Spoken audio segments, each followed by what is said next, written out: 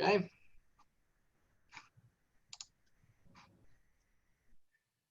Hi, good evening, everybody, and welcome to After Hours Conversations for Music Educators.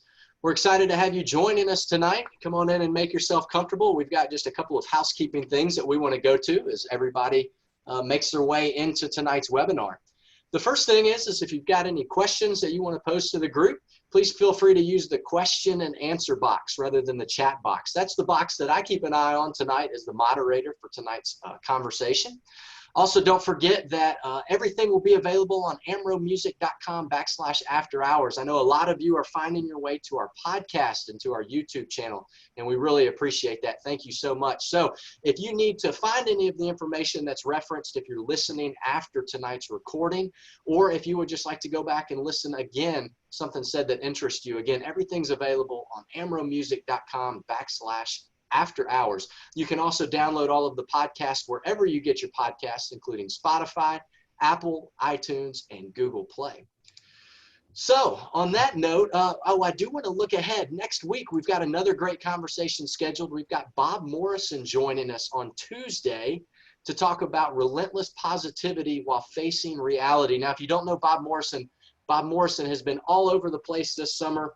He's been instrumental in putting together this study at Colorado. He's part of the Arts Ed New Jersey. He's been the keynote speaker for the Conn-Selmer Institute over the summer. So he's just been one of the busiest guys that I have seen through all of this stuff. And we're excited to have him on to share his thoughts about where do we go from here. So again, that conversation is going to be next Tuesday. So keep an eye out for your email inbox for that. So on that note, I look forward to introducing our panelists. Gentlemen, welcome to After Hours Conversations for Music Educators. Thanks for being here. So if you don't mind, just share with us, who are you? Where are you from? Tell us, what have you done with your band? Let's talk about that, so to give people an idea of what you have already accomplished. And then for just something light and positive, what are you most looking forward to when coronavirus is a topic for the history books? When this thing is in the rearview mirror, what are you most looking forward to? So Darin, we'll start with you. Welcome. My name is Darin Graber. I'm the director of bands at Bingham High School in South Jordan, Utah. It's a suburb of Salt Lake City.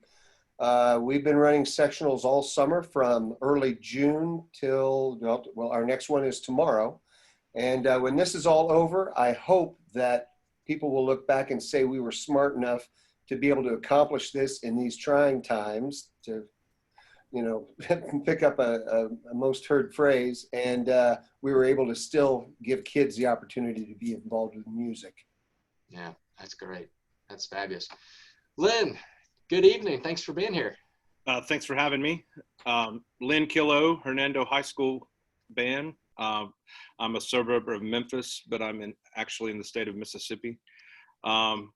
We had an acclimation period that was required by our Mississippi High School Activities Association in the middle of June, and where we did small groups all outside, and then we have band camp starting on Monday. I think probably the thing that I'm most looking forward to is just some type of routine, knowing what's going to happen tomorrow, today.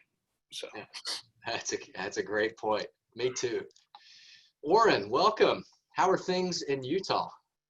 Well, things are going good. Orien Landis, I'm the band director at American Fork High School in American Fork, Utah. That's about 20 miles south of where Darin is.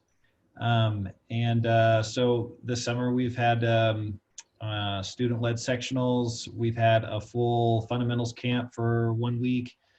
We do a full band rehearsal once a week, and then have some sectionals a couple times a week after that. So that's kind of where we're at. I'm like a high five, like Knuckles type of guy for all the kids. And so I'm really looking forward to get back to the, nice job, go get them, type of greetings and stuff like that. So yeah, that's what I'm most looking forward to after this. That's great. Thanks. And Stephen, how are things in Ohio? It's an adventure in Ohio right now. Our governor is literally speaking right now. I don't know what he said yet, but things are exciting here. I'm Steve Aylward. I'm the band director at Miamisburg High School, which is about 10 miles south of Dayton. Dayton and Cincinnati in the southwest corner of the state. We started the marching band process for 2020 on June 1st. We did 6 weeks of voluntary rehearsals, expanding out from groups of 10 into larger groups. And then mandatory rehearsals started this week, this past Monday. And all continues on. We'll be doing band camp next week. And Orien stole mine. I'm a high fiver also. Also, I just can't wait for the first time when our students can gather in real close and I can talk to them in my normal speaking voice. It'll be really nice to be able to talk to all of my students without either a microphone or without screaming. So I'm very much looking forward to when I can do that again. Yeah. So many little things we took for granted, and then this coronavirus showed up and it just turned it all on its head. So perfect. Well, before we start talking about the what and the how, which is what we're going to spend the majority of the time talking about, I think we need to spend a moment talking about a why. So Stephen, if you don't mind, you guys have been doing some stuff. Put it in perspective. What did you notice from your students when you had them there, and why is all of this even important? We know how much the students need normalcy and how much they missed kind of the normalcy. I personally really underestimated how much they needed something when we first got together. I knew they would have missed it, but you could just tell there was a craving there that I really wasn't ready for. It really was profound for these students just to see each other, to see our staffs. Like, a lot, you have to, a lot haven't seen our other staff members since, last October and November, and then for them to be around those, for our staff members to also see the students. We didn't have an end of the year banquet or anything like that, so it was really how much the students craved that experience, way more than I thought they really did. Yeah, I think you're right. The way last year ended, it just never really had a period on the end of the sentence. And so I suspect it was really a celebration, even if we had to social distance getting back together. So, well, let's dive in. I know we really want to talk about the nuts and the bolts. I mean, all of you have been busy. You've been getting students together. You've been figuring out how to do it safely. And that's really what I want to spend the majority of tonight's conversation talking about. So, Darin, I'm going to open up with you. Share with us a little bit about the accommodations that you guys made in order to keep students safe with them coming to your various activities. Well, our district basically set the guidelines for us. There was a sheet that the students that were going to participate in football or whatever activity had to fill out and put on file, basically releasing the district from any liability. And then on top of that, they had put together a form that we were expected to hand to students at every rehearsal. It involved taking a temperature, and it was about 5 or 6 questions, about the symptoms. And they had to fill that out. If their temperature was above 100.4, they went home. The district also expected us that they were in masks unless they were playing, that the staff would be in masks 100% of the time, and that we would be exercising the 6-foot distancing. So, that sounds like a lot, and having to keep that all on file. We ended up making a Google document that the kids would come in, and a QR code that we put on every door. So the drum majors were ready. The kids would come in for our sectionals, which we've been running again since June, 2 days a week. And they would take their temperature with the gun, and then the kids would snap a picture of the QR code and fill out that questionnaire for the district, which then date and time stamps it. It's an electronic signature, so it's a legitimate document. And that's how we kept track of every single kid that came through the door. If they didn't have masks, I had extra ones, but our section leaders let them know they needed masks up front. And I think I've only handed out about 2 masks. The band kids are compliant, and they're great kids in general. It doesn't care what state you're from or what high school you're from. And we've not had a problem with the masks. We've not had one instance since June 9th of COVID making its way, or anybody else going down or being held back at home because of the sickness. We have had some football teams that have had chunks of their football team quarantined for 2 weeks. So I can't speak to their safety things, but I know that what we've been doing was district mandated, and so far it has seemed to work, at least keeping us somewhat isolated. Yeah. Yeah, and I love that idea with Google Forms. Of course, I'm sure many of us are familiar with that. It's so pretty simple but powerful tool, and that's a great way to do that so that you're not committing 30 minutes at the beginning of each rehearsal to check each kid in, and it's kind of self-managed. So I think that's a great little tip there. Lynn, how about you guys? What accommodations did you all put in place as it related to your acclimation period? Well, I love the Google idea.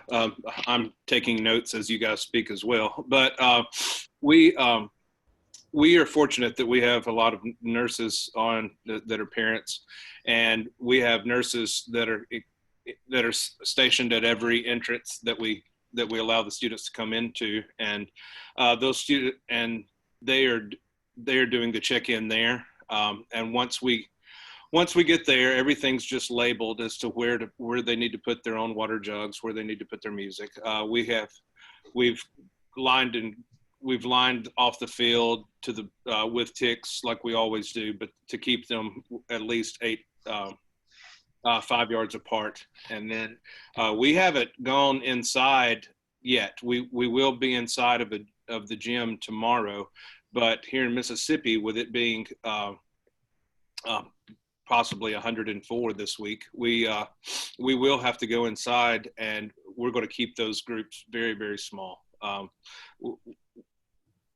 We've measured our band hall and all of our rehearsal space to decide what it can hold with safe social distancing. That's great. So you guys actually, you enlisted the help of some parents to assist with that and just keeping the kids safe. So that's another good perspective for people that might be considering, how am I going to do all of this and be efficient? So, like that. All right, so Mr. Orien, kind of give us a rundown of the plans that you guys did, but then I really want to talk about, how did you communicate it? So were your plans any different from what Darin and Lynn have shared here with the group? Very similar to what everybody's done, taking temperatures, making sure you ask questions to see if students have any symptoms. We did stagger arrivals. So like as students were coming in, we had like a tent set up outside, so nobody had to go inside, made sure that, we didn't have any groups larger than 50 that were coming in at any particular time, which is kind of like what the state has mandated for Utah is, groups 50 or less. The hardest part was just trying to make sure that everybody got the information. We have ninth graders in the band that are at a junior high, and essentially everything has had to be done online since we didn't get to see them or even really have any preliminary meetings. And so it's been a challenge to make sure that we get all of the information out, but we've spent literally hours making sure that we've had students fill out the proper forms, contacting parents. We use Facebook, we use Charms as a way to make sure that we communicate.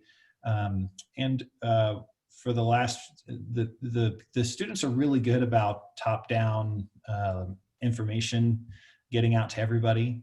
So, we tell them sort of, here's the people that are in your section, here's some contact information. And then, we text the drum majors, tell everybody, hey, this needs to get done. They talk to the section leaders spread it down to everybody else. So that's kind of been our way of communicating. I do send out like a weekly email to parents just to let them know what's going on. And just like Darin said, it's a yo-yo. So like one week I say, okay, well, this is happening. And then the next week, we've got new guidelines and things have changed. And then we send out more information the next week, kind of changing a few things or tweaking them. And I kind of think that's where the rest of the season is almost going to go. Like it's going to be a constant ebb and flow of, okay, we're going to do it this way. We're not doing it that way. We're going to try it this way, or, so that's been our approach so far as communicating things out to everybody. Yeah. And Orien, do you feel like, because so much has shifted digitally, do you feel like the communication methods have been pretty efficient, or are you finding pretty big gaps in your communication and understanding with the parents and the students?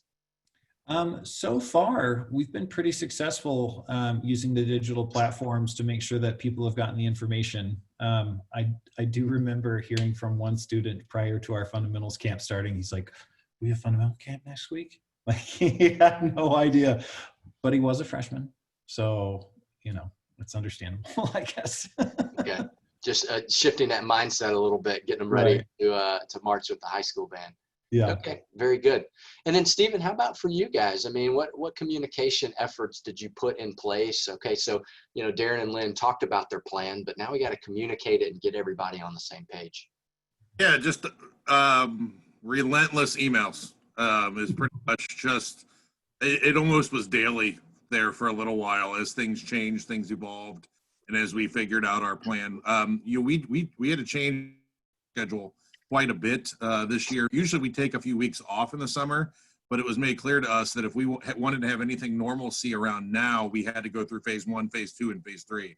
So we added some rehearsals and kind of added some stuff. So similar to what Orien just talked about, a lot of social media, lots of emails, the top down, the older students contacting the members of their sections, things of that sort have worked for the most part. I actually had 2 students show up halfway through our first rehearsal on Monday. Neither was a freshman, so Orien, they can't even use that excuse. But they both just completely forgot that it was the first day of band, and then they showed up at 11 o'clock, and we're like, "Yeah, we forgot." Okay. Right. They might have bad dreams. I don't know about you guys. Sometimes you have the dreams about missing exams or something from college. They might have bad dreams for years to come from that. Yep. So let's talk about administrators, principals, Yeah, superintendents. I mean, what kind of communications did you all put in place to ensure that you had an open line between your admin and what was going on in the band room? And did you get any pushback or concern, and how did you handle that? So this year's been a little bit more difficult than even just last year, obviously with the COVID thing, but we have a brand new administration team minus 1 person. And so it's been crazy. New principals, 3 new assistant principals trying to get into contact. The nice thing is that they've been very open. And so I've probably had a sit down meeting with them at least every week to make sure that we're not doing anything that's going to cause us to, keep students in an unsafe environment, but also still trying to move forward. For example, we've some of the fall sports have been practicing with more than 50 people in one area. They're not necessarily wearing masks or anything like that either. But for some reason, the bands have been kind of held with their feet to the fire about, this hard 50 rule and making sure that, things are socially distant and whatnot. So it was nice to be able to call up the administration and say, is there a way that we can work this out where, we've got 100+ people trying to be together and we can't put it all together if we're not together. So would you be willing to, reach up to the upper admin district office and stuff like that and figure out what we can do to put everybody together? And they reached out, and literally by the end of the day, we had a confirmation that we could get together as a full band as long as masks were worn or social distance could be taken into effect. Okay. Well, Orien, I have to admit, I like that approach much more than running in and saying, now, hold on, they're not following the rules and we are. So you kind of use that as an opportunity because, listen, I have to admit, I've received text messages from other directors that have said, here's our basketball team, here's our football team, and look at all of the things that they're not doing. And I'm not throwing shade on any of those organizations, but I suspect you're relating with some directors right now on this who are going through similar things. And so I think that's a great perspective on maybe how to handle that carefully. I didn't want to go into the office, and I even specifically said, I'm not trying to throw other people under the bus. I'm just trying to figure out why we're being held with our feet to the fire about this thing. Yeah. So I know there's some directors that can relate to what you guys are doing. And in this case, you kind of used it to safely expand upon what you guys were able to do to offer that full experience to the students. So I think that's great. Darin, Lynn, Stephen, how about you guys? I mean, let's talk about communicating with admin. I don't think we can understate the importance of communicating with admin right now. Do you guys have any other thoughts or insights on what you did to keep that line of communication open? There are 7 high schools and with their own feeder programs in middle schools and elementaries in our district. And so our our district, it was forthcoming with their ideas of what we could and could not do. They speak to the band in almost, well, absolutely in the same way that they speak to all other sports activities. And so if the acclimation period that we went through because it was a heat issue for football and volleyball and some of the other fall activities. And so they haven't been specific for our programs at all. And so we just have to take the information that they're putting forward to us with concerning all activities and just take what we believe to be what's best for our own individual programs. Yeah, that's a great point, Lynn. I know we've said this on After Hours before, but if you're looking for somebody to walk in your room and answer every question you have, you're going to be waiting a long time during all of this. It just is the nature of the beast right now. So, Darin, how about for you guys? I just saw you hit the mute button. Anything you might add? Well, it's interesting because, our admin is pretty new in our building as well, but a lot of the stuff that has been coming down through our administration has come from the district office. And our board just recently had a meeting, and when they set up all of these rules, as far as distancing and masks and things, one of the specific things they took out of the school year was any kind of out-of-state or overnight travel. And then they left a little asterisk and said, except for band, who has a state championship, which is about 250, 300 miles away, that we normally do it down in St. George, Utah, which is right on the Arizona border. But they specifically made a thing in there that said, but marching band can go to their state championship. Now, it turns out, I think it's going to actually move up here to the Salt Lake Valley this year because the majority of bands are here as far as the population center is concerned. But it was just really interesting. All this was coming down from the district, and a lot of times I think we focus on that you can't, not that you can. And in this case, they were actually kind of looking out for the bands. But, I've watched, same thing with Orien. I've watched groups right on our campus. One of our special teams was out for 2 weeks because some kid tested positive, and I drove by the field and nobody was wearing masks. They were in a tight little group. Like I say, man, it's Utah's the Wild West, man. We're doing it crazy here. So yeah. Well, and Darin, I think I want to bring this up to the group, and Stephen, I want to call on you because I think you've had this unique perspective, but you've had a student test positive. And so share with us a little bit about that experience and how it was handled within your program in the district. Yeah, so in this, the parent volunteered this information to me. The student did not acquire it at band. It came from a separate. We got word soon after the student had been last at a rehearsal that a family member had tested positive, and the student was starting to display some symptoms.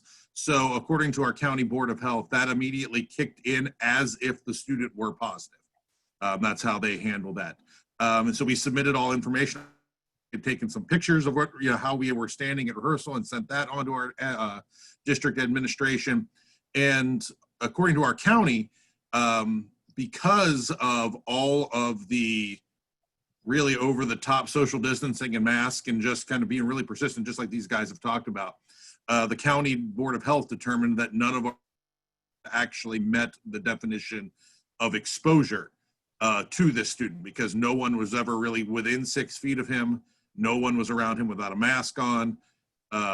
So we were still fortunately allowed to continue. Obviously the student in question has been quarantined for 2 weeks. So that's, that was very vindicating. I would probably be the best word, because of just, this, and we reassured to our parents, because obviously they were very nervous. That's why we do social distancing. Mm-hmm. We wear masks. This is why we stay away from each other. This is why we take our temperature. This is why we do all of this. And then it allowed us to, at least for now, continue. And that because we were doing all those things. Yeah, that's a great perspective. So, for you guys, I mean, it didn't shut you down. I mean, a lot of organizations, but you guys were also going above and beyond to keep your students safe. And so when the question came up of what have you done, you felt very confident in describing that. And so I think that's an important lesson there. Because to your point, and again, we've used athletics, there's some teams that maybe have not followed, and that's okay. They're making their decisions.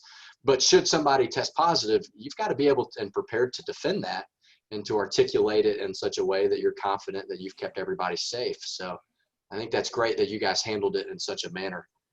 So thanks for sharing that with us, Stephen. So for all of you guys, I would love to just get your thoughts. Obviously, you've implemented these new things. I have to imagine it takes away time from rehearsal.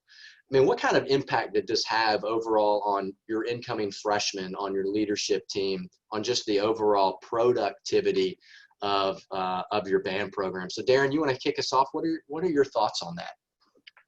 Well, as I said earlier in the discussion with everyone, by doing the Google thing and the QR code, I mean, literally there's almost zero impact to our normal rehearsals during the summer. They take a temperature on their way in. The kids come up already in their mask. They know the routine. They fill that out on their way to put their horn down and head out to M&M. So the summer has had very little impact. We're hoping that that will continue in the fall. We're very lucky that we just had a brand new music suite renovation. We have some, we probably have 13 rehearsal spaces in our music suite now, and 1, 2, 3, 4. I'm thinking 4 practice rooms can hold groups of 15 at the 6-foot distance.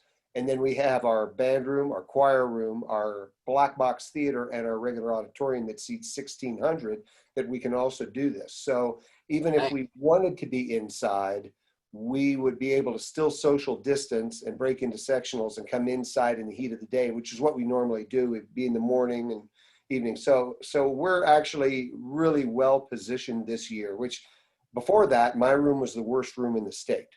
It was awful. And now, for once we caught a break. And so I don't think there'd be much of an impact for us. But we were prepared to be outside if the state or the county said we had to be. But so it hasn't affected us as much. We've been very fortunate. Wow.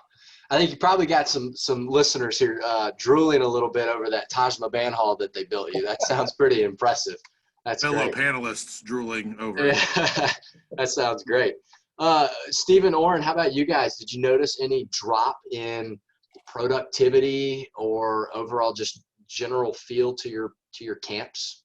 So I think I was really kind of worried about that and coming back and wondering whether our students were going to be able to achieve the same thing as they've been able to achieve in that first week of fundamentals camp in years past.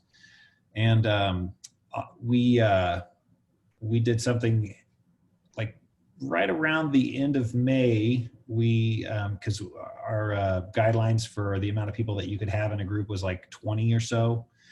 And we didn't really have any sections that were more than 20. So we just let the section leaders start organizing sectionals. And then we did online videos for fundamentals.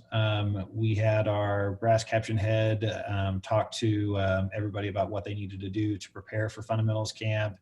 Woodwind section, we just did a lot of online study. And then the section leaders actually taught that information. So when we showed up our first day for fundamentals camp, I was very impressed by how well everybody knew the information, was prepared to receive the information, and how little we actually had to go over stuff that we had previously sent out in videos. So it was pretty interesting that how the productivity was still pretty high. The only thing that I noticed this year in comparison to last was the amount of new members that we had. We probably had about 10, maybe 12 students drop out that were all new members. We didn't have any returning people that dropped out. And mostly it was just due to the fact that everybody said, we don't know whether this is actually going to happen. We've never experienced this before. And so we're not really willing to jump, full bore into this marching band thing if it's not even going to happen. Yeah. So, my anticipation is that it won't affect us too bad in the future. Like most of these students seem to anticipate coming back next year, pending another global pandemic. But that's kind of where we're at. Yeah. Well, and that's really interesting, Orrin, that you've lost some on the rising freshmen, but not on the grades above, the years above. And so, there might be a little message there. And we've got Marcia Neal joining us. She was on and talked about recruiting and retention, but it definitely, there's going to be a need, it sounds like, for intentional retention efforts with so many question marks surrounding the upcoming school years, just keeping those kids involved. And because I'm sure you had some great retention efforts, and even with that, you saw a little bit of drop off that you're not used to seeing. And so, we might find ourselves making up the difference even more so for future classes as it comes to recruiting and retention. I will give a plug too. We had Marcia on after hours, and if you missed her conversation, she shared some great information on recruiting and retention ideas. So anybody who's pondering all that and thinking, man, I need to address it, you can reference back to Marcia's great conversation on that. So Stephen, how about you guys, man? Anything that you might add, Stephen and Lynn, anything you guys might add that was different, or, saw some lost productivity and how you offset that? I won't say lost productivity, but there was definitely a learning curve of just, there's a lot of things that we never had to really teach, like how do we stand in an arc? The veterans would always just, the first couple of days rehearsal, this is how we stand, this is how we do things, that we've had to modify because we were traditionally closer to each other than 6 feet. So there was definitely a little bit of a learning curve on the front end, but we were very diligent about that. Same first day of school things. Just the first day of school things took longer this year because we were all figuring out kind of of how we were arching fundamentals while never being closer than 6 feet to each other, and how can we stand. We actually did our first brass and woodwind together outside rehearsal today, and we had to kind of figure out what was the best way to do that while keeping everybody socially distanced. So the things that sometimes happened pretty quick took a little bit longer, but by day 2 or 3, the students had it, and it's been fine. Kind of piggyback what Orrin was just talking about, we lost a few students too. We actually lost a few vets. We have people who have immunocompromised people in their house, and then, they were next year. This is just not a risk we can take. And I just kind of went into this whole experience just like whatever kids walk through the door, they're the ones we're going to teach. I just can't take it personally. I think all of us would agree that anytime a kid, quote, quits, it eats at you, at least every band director I've ever known. And I have made a conscious effort this year to just, okay, thanks for letting me know. We're just going to move forward with whoever happens to show up that day. And I think the I would recommend anybody listening is just whatever students walk through your door that day chose to walk through your door in the middle of a global pandemic. They really love your activity. Like that's the way I've chosen to look at it, instead of, oh, I'm disappointed these 10 kids didn't do it, because that's how I normally would be. Instead, hey, these 100+ kids are doing it, and that's kind of helped me stay sane through this entire process. Yeah, that's such a great perspective, Stephen. So I think that's some great advice. And, I loved Orrin's idea too of using some videos to kind of complement and get kids prepared and ready for that first day. So a lot of good ideas building up for that. Lynn, anything you might add on this particular topic? We were speaking before we went on air here about my district has chosen that students that are doing online learning in the fall cannot participate or cannot come to school for extracurricular activities. And that has been, but I have so many students that were basing their, whether they were going to do online or whether they were going to do live school this year, totally based off of that decision. So I'm kind of like Stephen. I mean, I have so many parents and students that are so excited about band that they wanted the opportunity just to come for band and not the rest of the day. And there are some that are coming to school that would have done the online learning if they were able to come for band class. So that's a positive. I look at that as a positive for sure. Yeah, great testament on the importance of band and music on these kids' lives. We can't ever understate that. So Orien, I want to lead off with you on our next question here. What was the overall response that you all received to your prevention efforts while hosting a camp? Because before this, you were actually sharing that you got some pushback, which you would not anticipate with regards to some of the safety things that you were asking. So do you mind sharing a little bit about that with us? There we go. So yeah, we only had a few parents that were sort of the anti-mask, not wanting us to have any mask whatsoever. I think they were worried about some sort of asphyxiation type thing going on with masks. But we reassured them that if the 6 feet spacing could be maintained, we were outside, 90% of the time, and then the mask would not be necessary. And most of the parents understood that it was for the benefit of the entire group. And even those parents that were very, adamant that they didn't want it to happen were still willing to do it, just because it was the way that we could actually get together. I was very blunt with them that if we don't wear masks, we're not going to be able to do this.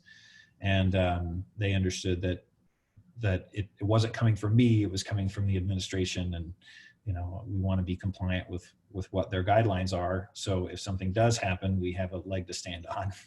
So it's been minimum, but it has existed. Yeah. Okay. Very good.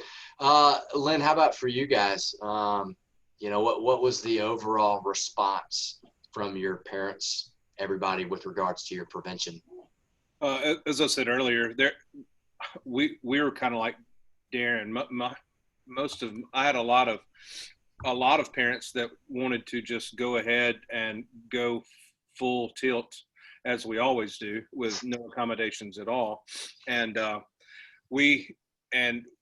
this week, the Mississippi High School Activities Association has canceled our championships and our festivals and all state sanctioned activities. So there's some students that are really bummed out about that. So we're now looking at opportunities to where we can, because we are a district with several high schools, to where we can possibly do some type of expo or local contest or something, just some performance opportunities, so that the students are able to have some type of season. And we are one of those states that mentioned the possibility of switching fall activities and spring activities, but the reason that those decisions weren't made was because everybody lost their spring activities. They didn't want to lose them 2 years in a row. So we're going to, our parents are extremely positive and want to do as much as we can while keeping the students safe. Now, so you kind of found yourself pumping the brakes a little bit, having some parents that maybe were wanting to go beyond what you were prepared to do and the district was prepared to do as a director. Correct. Yeah. Okay. All right. And then Darin, how about for you, man? Any perspective that might be a little bit different in terms of, how your parents responded to these prevention efforts? We haven't had any pushback from anybody. We've had a couple of kids, that show up without a mask, and I have a box of masks. They take one. Nobody asks any questions. Like Orien was saying earlier, that mountain that separates Utah County from Salt Lake County.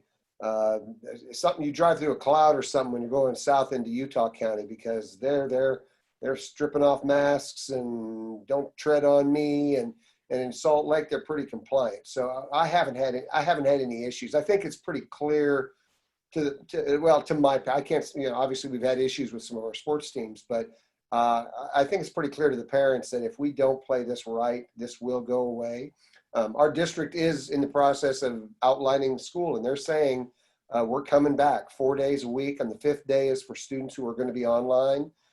I guess the COVID virus isn't a threat on Fridays. I'm not sure, but Monday through Thursday we will be in school, and so they're making plans for that. And so I think the parents are gearing up for that. Some of the kids probably won't show up for that. You just don't know. And again, we're staying real flexible because if the numbers keep going north, they'll probably change it again. So you just got to kind of roll with the punches. Yeah. Yeah, that's a great perspective. So sounds like for the most part, everybody's parents were pretty open. Stephen, did you have any different experiences with that, or is everybody pretty compliant? No, and I think one thing to if anybody listening is having any issues with your parents, like, we're a big WGI school. Miami First Winter Guard is pretty, nationally famous. We had between all of our winter groups, we had 100 students who lost at the end of a season last spring. And even if you're not, you lost your spring concert, you lost your jazz band concert. So, like, do you want a season? Like, that's really, like, these kids have already lost so much. And I think our parents generally, they don't want their kids to lose anything else. So we really haven't had pushback. And we're a pretty conservative town. And I think a lot of our parents don't really buy into the mask thing, but they understand that if you want a season, because they want their kid to have a season, the kid has to wear a mask.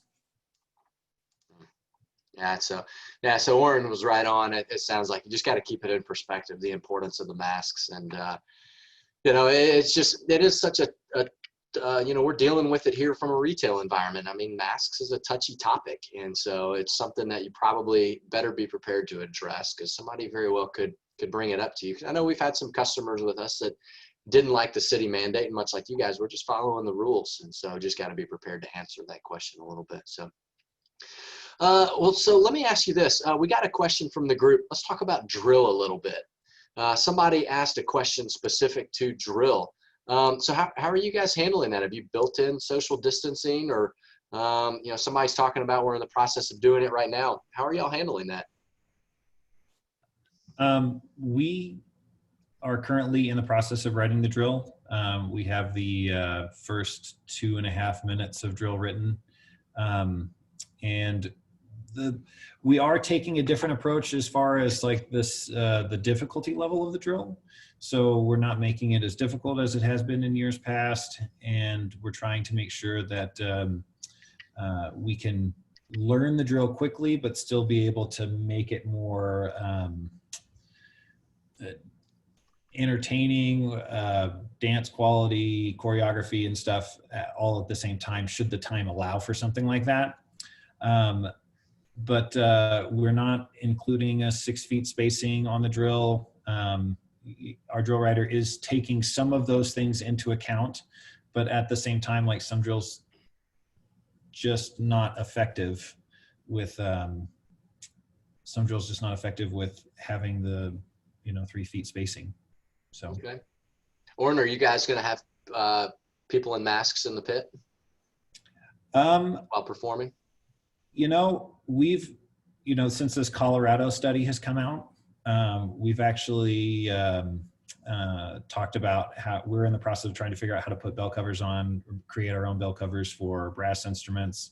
We're not necessarily exploring how to do that for woodwinds, but we are also talking about how can we be the safest as possible, like during warm-ups at shows. And we've even went as far as to talk about how, we're thinking about trying to make buffs for everybody and just make that a part of our uniform, almost like an extended neckline. So you can just pull that up and over your face whenever you are needing to. And then as soon as it's not necessary, you just pull them back down, which can also be used as part of choreography for the show itself. That's an interesting take, kind of a positive spin on an otherwise challenging perspective. Kind of another question from the group here, and I would welcome anybody's opinion here coming from the audience. What's a plan B for you guys if there is no football season, or currently in your states, is there football slated to occur? I think, for us, from the very, very beginning, we built in a plan B. Obviously, I'm sure everybody has done the same thing. Our composer has agreed to give us regional protection next year if our season gets canceled here. So we would just reproduce this year's show for next year. The drill, same thing. Our drill writer will redraw to the different instrumentation we have next year versus this year. For football games, if football gets canceled and therefore marching band gets canceled, marching band will just go away this year. And I mean, I don't see any other way. As much as I hate that, because I think that marching band sets the tone and it sets the tempo for the year, and it's just such a great activity on so many levels. Unfortunately, it is what it is. But I mean, we've just like Orien, we have put together a ton of Plan Bs. What will happen? Will we be would we be a pep band? But I honestly don't think they would allow contact football to occur and not allow marching band to occur. Marching band. I can't think, other than driving your car, I can't think of safer activity for students to be involved in the fall in a high school. Obviously you're not 6 feet apart, but these kids will wear masks. In the Colorado study, I'm anxiously awaiting some things there too. So, I don't know. It's a tough situation all the way around. But if you're going into this without a plan B, that was probably a mistake. Yeah, that's a great perspective. Hey, I want to come back to this question, but before we do, Lynn, I know you've got to dive off, man. I appreciate you joining us. But before you dive off, so everybody knows, Lynn's got another gig he's got to get to here. Hey, do you have any advice that you want to share with the group, or closing thoughts before you sign off? I was going to speak to I think that in Mississippi, I think we're a long way away from going to school, and I think we're a long way away from playing football. That being said, I think one of the things that we're trying to keep in mind more than anything else this fall is this will eventually, we all hope, will end. And with that being said, we want to do all of the training that we need to do so that the effects of this pandemic don't last for years and years and years to come. And it's going to take us years to recuperate this year. I mean, I don't want to go into 2021 with 2 sets of freshmen or two sets of people who have never done the activity before. So yes, we are going, if we don't have a quote unquote season, we're still going to do some type of marching activity, and just for the sake of training for the future. So we're going to also spend, I mean, it may not be 5 days a week, it may be 2 days a week, but we're going to do some type of activity so that and some type of training so that this doesn't take multiple years to overcome. So again, Nick, I want to tell you, and Amro, thanks for having me tonight. I live in Mississippi, where we go to church on Wednesday nights. So I'm going to, they can't church without their music director. So I am headed there now. But it's nice to meet all of you guys on the panel. I probably took as many notes as anybody else tonight. So thank you very much, and I look forward to seeing everybody soon. Thanks, Lynn. I appreciate you joining us tonight. Yeah, thank you. So, Orien, I want to come back, and Darin was kind of sharing some Plan B thoughts. Stephen and Orien, do you guys have any thoughts on what a Plan B might look like for you if there is no season this year, football season, I might add? So Utah is I'm originally from Oklahoma, and in Oklahoma we go to every football game and we perform at halftime at every game, and that's just the way it is.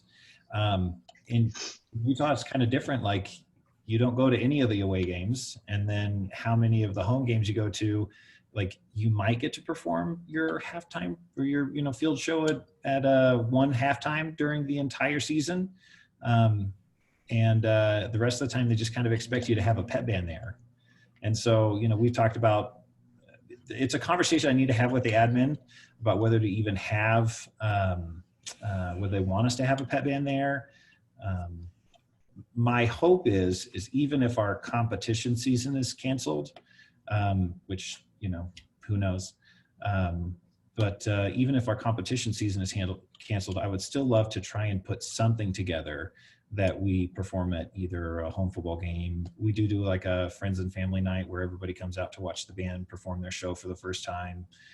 Just try and give the kids something that they can hold on to during this nonsense, that they'll have the opportunity to perform and demonstrate their skills that they've learned over the last few months. That's great. If nothing else, just to give them the structure and an activity. Right. 'Cause I know as a parent to a child as well, structure and activity is good right now, just getting out of the house. So I think you're exactly right. Stephen, how about for you guys, man? Anything different that you might add on that? Yeah, pretty much the same thing. If we're do as much as we're able to do. If that all goes away, the staff and I have talked about doing some virtual things, really, just releasing videos on our social media platforms and doing a drumline camp, and then putting out videos of the drumline playing and playing it, play the fight song and just various type of things, that anything we can do and put out digitally, and put a little winter guard routine or a little fall guard routine together and put that out. So if we can't perform for a live audience, maybe we can perform for a virtual audience at some point. There you go. That's a great way to look at it. We even went as far as to talk about, if there's no competition season, do you still learn the whole show? Do you still, like, personally, I would love to still learn the whole show because it's educational for all of our kids. And like Lynn said, I'm worried about showing up next year and having 2 freshman classes. But I would really like to do, even if we don't have a competitive season, record our show and find somebody within the United States that would be willing to watch it, give us some feedback. We can show it to the kids, and make it an educational experience, even if it's not competitive. So can Orien and Darin, can I ask you guys, because I'm sure this is something I'm struggling with, because if we lose our competition season, my initial reflex is just bring back the same show that we had custom arranged next year. Then do we just do the Santa Clara Vanguard 88 and 89 thing and just do the same show 2 years in a row? Do we change course now and buy a stock show, for the rest of this year? Like you were talking about, I agree completely, Orien, I can really agree with you that we want to do something. But do I do this? Do I do the big custom arrangement show twice, or like, what are your guys' thoughts on that? Darin, I'll jump in first if you don't. We literally started meeting right at the middle of November to design our show for this year, and our show is designed around the talent that we have in the band currently. And taking this show that we have currently and moving it to next year would not lend itself to the talent that we have in the band next year. So we made the decision early that no matter what happens, this show is this year's bands, and next year we'll have to design another show for the next year's bands. We could modify it, but again, it doesn't really play to the strengths of the group that we have next year. So, we made that decision early to just move ahead as if everything was going to be the same. Now, that doesn't mean that, we had grand plans for props and, awesome guard uniforms and things like that. And that's going to be half a discussion that we're going to have on how much of that we still want to do, depending on if the competition season is canceled or not. But that's kind of where we're at. Yeah.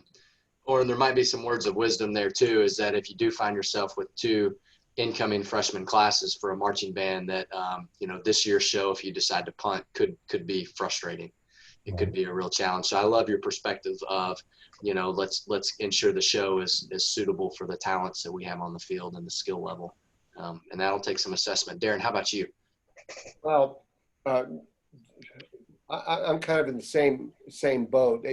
When you asked me the initial question, I was thinking, well, is football even going to exist? I mean, we do a pregame show, we do an after-game thing, we do perform our show at halftime, or parts of our show at every halftime. The only homecoming game is the only one we don't perform at halftime, but we perform the whole thing at the end of the game. So we actually are performing in a pretty heavy capacity at home games. Now, if football is canceled, that's a whole different set of questions. But as far as the show that we have, our bands are a little bit different. American Forks community is extremely supportive of the program. It's a program steeped in a lot of tradition and a lot of success over, certainly the 20 years I've been in Utah. Our program is just a little bit smaller. Not that our show isn't designed around our numbers and a concept and that kind of thing, but I think our program could be a little bit easier. And I think when we were first developing the program, ours was not in November before we even saw COVID coming. Ours was more in about February when it was just kind of starting to hit the screen. So, you know, our show was a little more designed with COVID kind of in the background. So I think we went ahead and took some of those easy choices and said, all right, well, if we have to, we could reuse this show. We're not sticking our neck out with such a highly designed program that, you know, we couldn't do it next year. So I think Orien's, you know, right on task with their band. I'm certain that they are designing around their talent. For us, we were designing later, and COVID was already part of the equation. Yeah, great perspective. So, guys, we've got just a few more minutes here, and the last question I always like to ask is, what advice do you have in looking ahead? So, would love to just hear your thoughts real quick. You know, anything. You know, you guys have already done a lot. What advice do you have for those directors that are getting ready to host their camp? Stephen, I'll start with you. I think the most important thing right now is that our students need positivity from us. They need us, you know, they need us, our staffs in their lives. They need us. I think we owe it to them to give them as much as we're able to give them and to smile through the whole process. I really just continue. I mean, it's real easy to get negative about this whole thing and stuff keeps getting taken away. You know, we owe it to our kids, just whatever the cards that were dealt, to just take them and push forward with a smile on our face and do everything we can for our students. And I know everybody listening is doing that, but it's really easy to kind of sometimes, I know I struggle sometimes to keep that perspective. That's great. Darin, how about for you guys, man? What advice do you have? I would just say, kind of piggyback off what I said at the very beginning, some of these kids are coming to school only because of band. And I think that we need to be in a place where, you know, and heaven forbid if it's online school, because we all know that online school, we really aren't teaching band. We're teaching something else. But, you know, these kids are coming because of band. And so everything we can do now to be safe, everything we can do now to hopefully get the powers that be to accept that we can do it safe and that it's okay to do it in this situation, you know, we need to do that. Because, you know, when the kids don't come back to school and music is not part of that for some of those kids, that's a big deal. Yeah, that's exactly right. Orien, how about for you? Closing thoughts, final advice. My biggest advice is just to make sure that in all of your safety precautions, just make sure that you're going above and beyond. It's just the smart thing to do, and it's easy to justify to the parents that we did everything possible. Nobody's going to hold anything culpable for going above and beyond. You know, and just on another side note, we had a meeting with our band boosters last night, and you could just see the fear on even just the parents' face of this thing not happening, and how they're going to try and navigate that with their students, and how this means so much to even just the parents. It's one of those things that, you know, I told them that I will literally do everything in my power to try and give these kids some sort of performance, regardless of what happens with competitions, that I want them to do that. That's my job as an educator, is to give them some sort of experience that allows them to walk away from it and be like, wow, that was awesome. And I wish it could be more, but that's what we've got. And so, you know, just keep chugging away and keep trying to push it hard and see what you can do to make it happen for your school. Yeah, that's great, Orien. Well, to all of our panelists, we're approaching the 1 hour mark here. So first off, thank you so much. Bravo. I appreciate your leadership to your communities and your organizations, because music is important. You all are making a difference through music. And I appreciate you being trailblazers and coming on here and just sharing your thoughts on how you've done what you've already done to prepare those directors that are looking ahead and following in your footsteps. So bravo to all of you. Thank you. To everyone joining us, don't forget that everything that you need, the professional development letter, all of the recordings is going to be able to will be found and uploaded on amaromusic.com/after hours. We hope to have you come and join us next week. We talked about the importance of positivity, and next week that's going to be the entire topic. We're going to have Bob Morrison joining us, and we're going to talk about how to face reality while still remaining positive within our programs. We're going to take an assessment of where have we been, where are we right now, where are we going, and how do we get ready to do it while remaining positive. So look forward to having you being a part of that conversation. Again, that's next Tuesday as a part of After Hours. So for everyone joining us, thanks for being here. Again, to our panelists, bravo. Have a wonderful evening, and I wish you all the best of luck in your upcoming season, whatever it may look like. Good night, everyone.